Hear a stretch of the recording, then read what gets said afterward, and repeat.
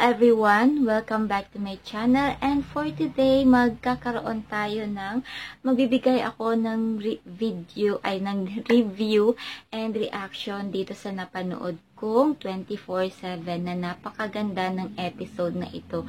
So, kung hindi ka pa nakasubscribe sa aking channel, please subscribe and click the notification bell, guys. And ito na nga, ayan, itong si Tina ay diba iniligtas ito nung naakaraang linggo ni Mia. Subalit, dahil sa naging delikado ang buhay nito, inilipat niya ito ng ibang hospital.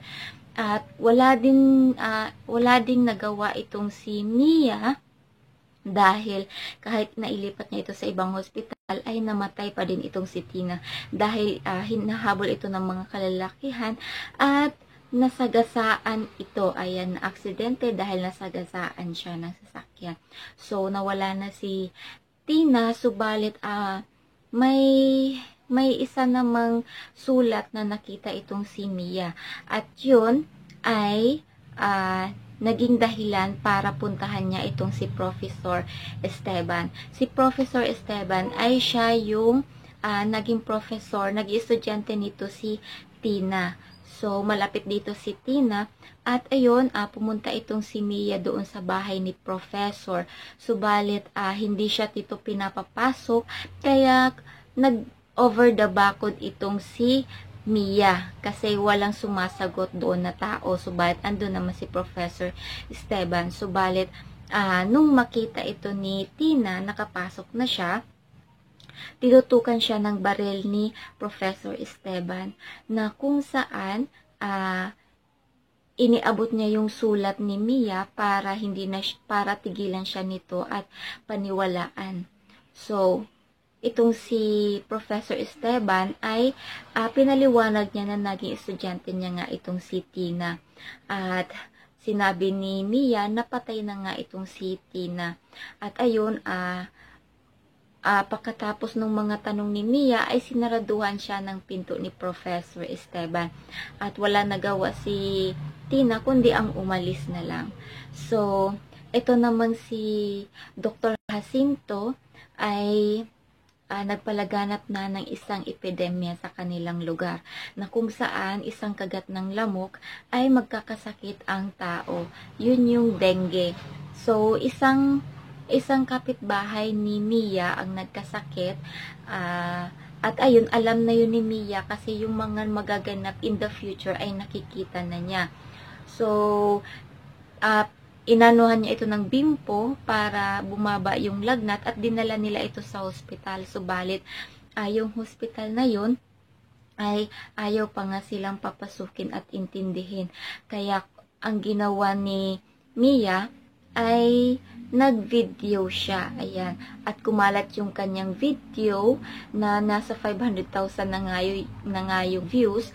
At subalit, itong si Dr. Jacinto ay napanood yun at naghihinala na ito kay Mia na ito nga ay may kinalaman.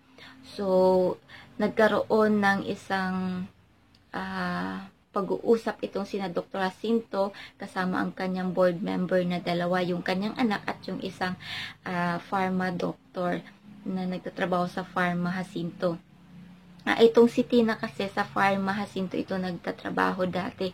At ayun,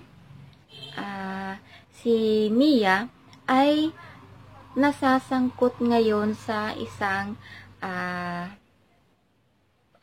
kaso kasi dinadawit siya ni Perez. So, iimbestigahan siya nito. At nagpatawag naman ng press con itong si Jacinto na kung saan dininay niya yung mga katanungan na sagutin yung tungkol doon sa epidemyang kumakalat na wala siyang kinalaman doon.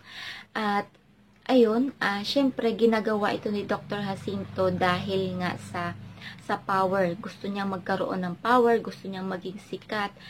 Oras na daw para maging sikat sila. Subalit itong si Mia ay hahadlang sa kanilang mga balak. Kasi ito nga ay nakikita ni Mia ang mga mangyayari sa future.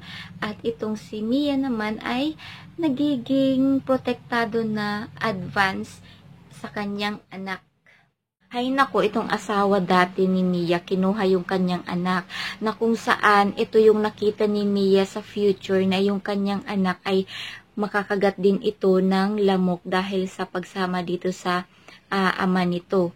So, pag inuwi ito ng kanyang asawa, ito ay magkakalagnat at doon na mangyayari ang lahat. So, ayan, yun yung subaybayan natin kung ano yung gagawin ni Mia kapag nalaman niyang nagkasakit ang kanyang anak at paano niya ito malalagpasan at paano niya ito mapiprevent. Ayan. So, paano niya makukuha yung mga gamot na alam niyang na andun na sa pharma, ginagawa na ng mga doktor ng Hospital Jacinto. So, ayan guys, abangan natin yan. So, thank you for watching.